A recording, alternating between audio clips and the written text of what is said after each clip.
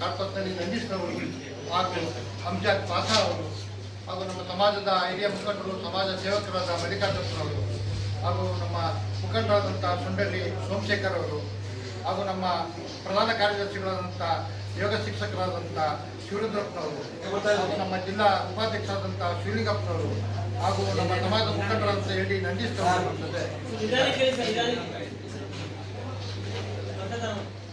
22ನೇ ಬಸವಣ್ಣವರ ಜಯಂತಿ ನಾಳೆ ಆಚರಣೆ ಆಗ್ತಾ ಇದೆ.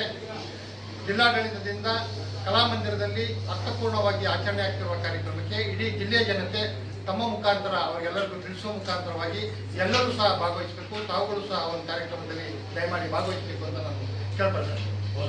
ಅದು ಜಿಲ್ಲೆ ನಾವು ನೆನ್ನೆ ಪತ್ರಿಕಾ ಕೊಟ್ಟು ಕರೆದಿ ಅವ್ರು ಹೇಳಿಕೆ ಕೊಡಿ ಅಂತ ಹೇಳಿದ್ದು ಅವ್ರೇನೋ ಕಾರಣ ಅಂತ ಕೊಡಲಾಗಿಲ್ಲ ಅಂತ ಕಾಣಿಸ್ತಾರೆ.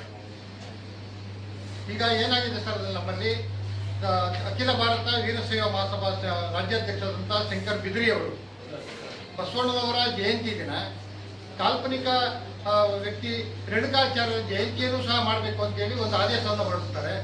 ಆದೇಶ ಹೊರಡಿಸಿದ ಮೇಲೆ ಇಡೀ ರಾಜ್ಯಾದ್ಯಂತ ಅದಕ್ಕೆ ಆರೋಪಗಳು ಬರ್ತದೆ. ಎಲ್ಲ ಕಡೆ ಅದಕ್ಕೆ ಟೀಕೆ ಆರೋಪಗಳು ಬಂದು ಅದಕ್ಕೆ ಏನು ಮಾಡ್ತಾರೆ, ಅದನ್ನು ರಾಷ್ಟ್ರೀಯ ಅಧ್ಯಕ್ಷರು ಮಾಜಿ ಸಚಿವರಾದಂಥ ಶಿವಶಂಕರಪ್ಪನ ಹತ್ರ ಹೋದಾಗ ಶಿವಶಂಕರಪ್ಪನವರು ಅದನ್ನು ರದ್ದು ಮಾಡಿ ಅದು ಬೇಡ, ಬಸವಣ್ಣವ್ರ ಜಯಂತಿ ದಿನ ಬಸವಣ್ಣವ್ರ ಜಯಂತಿ ಮಾತ್ರ ಆಚರಣೆ ಮಾಡಬೇಕು, ರೇಣುಕಾಚಾರ್ಯರ ಜಯಂತಿಯನ್ನು ಆಚರಣೆ ಮಾಡಬಾರ್ದು, ಅವ್ರದೇ ಆದಂಥ ಜಯಂತಿ ಇದೆ ಅವತ್ತು ಆಚರಣೆ ಮಾಡಲಿ ಅಂತೇಳಿ ಅದಕ್ಕೆ ಒಂದು ಕರೆ ಹೇಳ್ತಾರೆ.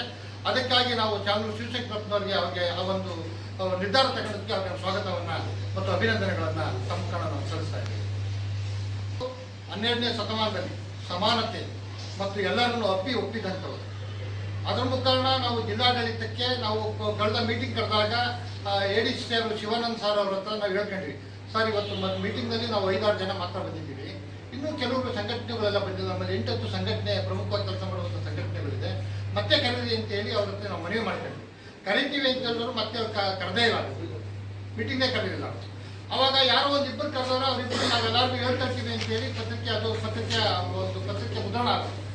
ಮತ್ತೆ ನಾವು ಅದು ಪತ್ರಿಕೆನ ವಾಟ್ಸಪ್ನಲ್ಲಿ ಅಲ್ಲಿ ನೋಡಿದಾಗ ಅವ್ರನ್ನ ಜಿಲ್ಲಾಧಿಕಾರಿಗಳನ್ನ ಮತ್ತು ಕನ್ನಡ ಸಾಂಸ್ಕೃತಿಕ ಇಲಾಖೆಯವ್ರನ್ನ ನಾವು ಪ್ರಶ್ನೆ ಮಾಡಿದಾಗ ಅದು ಏನೋ ತಪ್ಪಾಗಿದೆ ಅಂತೇಳಿ 2ನೇ ಮುದ್ರಣ ಅದಕ್ಕೆ ಆಗ್ತದೆ.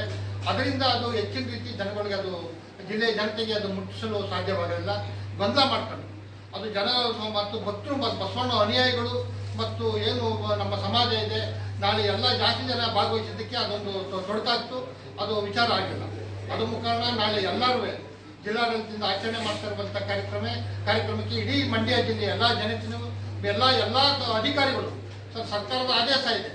ಕರ್ನಾಟಕ ಸರ್ಕಾರ ಬಸವಣ್ಣವ್ರನ್ನ ಸಾಂಸ್ಕೃತಿಕ ನಾಯಕ ಅಂತ ಘೋಷಣೆ ಮಾಡಿ ಎಲ್ಲ ಸರ್ಕಾರಿ ಕಚೇರಿಗಳಲ್ಲೂ ಸುಧಾ ಬಸವಣ್ಣವರ ಭಾವಚಿತ್ರ ಅಳವಡಿಸಬೇಕು ಅಂತ ಹೇಳಿದ್ರೆ, ಆದರೂ ಇವಾಗಲೂ ಸುಧಾ ಎಷ್ಟೋ ಸರ್ಕಾರಿ ಕಚೇರಿಗಳಲ್ಲಿ ಬಸವಣ್ಣವರ ಭಾವಚಿತ್ರ ಇರುತ್ತೆ.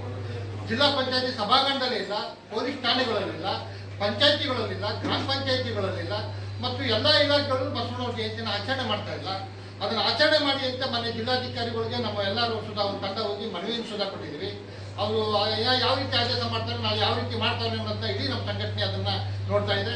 ನಾಳೆ ನಡೆಯುವಂಥ ಬಸವಣ್ಣವ್ರ ಜಯಂತಿ ಕಾರ್ಯಕ್ರಮಕ್ಕೆ ಇಡೀ ಜಿಲ್ಲೆಯ ಎಲ್ಲ ಅಧಿಕಾರಿಗಳು ಸುಧಾ ಅದರಲ್ಲಿ ಭಾಗವಹಿಸಬೇಕು. ಅದನ್ನು